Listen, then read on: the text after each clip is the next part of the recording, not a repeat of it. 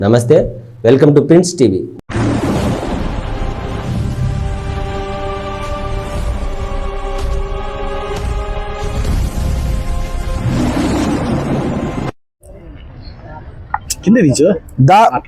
అనంతపురం జిల్లా సత్సాయి జిల్లా రాప్తాడు మండలం మోడల్ స్కూల్లో మైనర్ బాలిక మిస్ అయ్యి దాదాపు 14 రోజులు కావస్తుంది.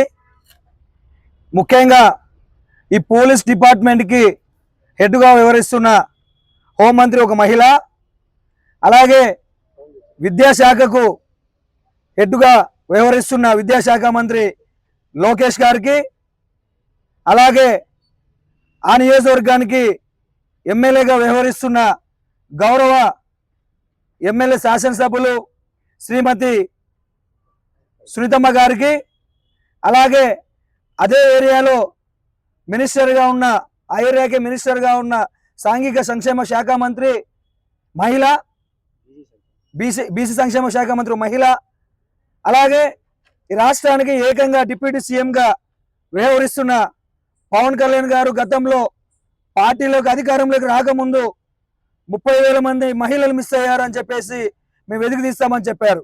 డిప్యూటీ సీఎం గారికి ఒకటే చెప్తా ఉన్నాం, 30,000 మందిని తీసేది కాదండి, ఈరోజు రాప్తాడు మండలంలో ఒక మైనర్ మహిళ మిస్ అయింది, ఆమె మహిళను పాపను ఒక్కదాన్ని వెతికి తీయండి. అలాగే ఆ రాప్తాడు మండలంలో స్టేషన్ హౌస్గా ఆఫీసర్గా ఉన్న సిఐ గారికి పట్టదా, అలాగే రూరల్ డిఎస్పీ గారికి పట్టదా అని అడుగుతా ఉన్నా.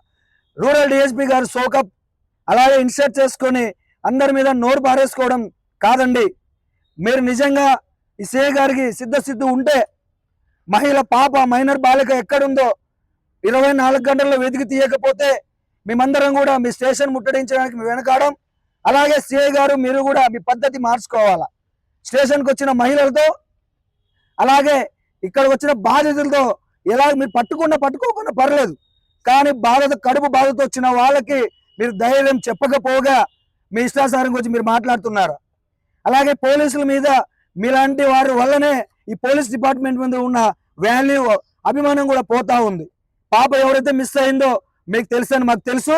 మీరు వెంటనే 24 గంటల్లో పాపని వెతికి తీయకపోతే రూరల్ డిఎస్పీ ఆఫీస్ అలాగే రాప్తాడు సర్కిల్లో ఉన్న సర్కిల్ ఇన్స్పెక్టర్ ఆఫీస్ కూడా, ముఖ్యంగా ఇక్కడ ఉన్న ఎస్పీ గారికి ఒకటే చెప్తా ఉన్నా, మీరేదో మేము కమిటీలు వేసాము, డ్రోన్లు ఇస్తున్నాము, మహిళల కోసం ఎక్కువ చేస్తామన్నాము, ఈ ఎస్పీ గారు శాతగంతనమా ఈరోజు నేను అడుగుతా ఉన్నా.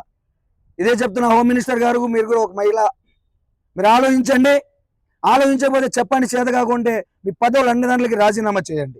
ముఖ్యంగా రూరల్ డిఎస్పీ గారు ఇష్టానుసారం మాట్లాడేది కాదు, పద్ధతి మార్చుకొని ఇప్పుడు కూడా ఈరోజు కూడా మీ దగ్గరికి బాధితులు వస్తారు.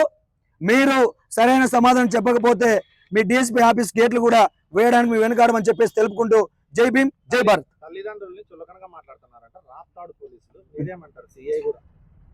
రాప్తాడు పోలీసులు వైఖరిని ఖండిస్తా ఉన్నాం.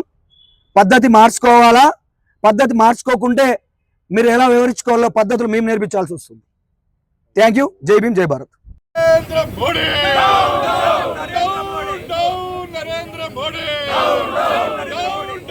BJP party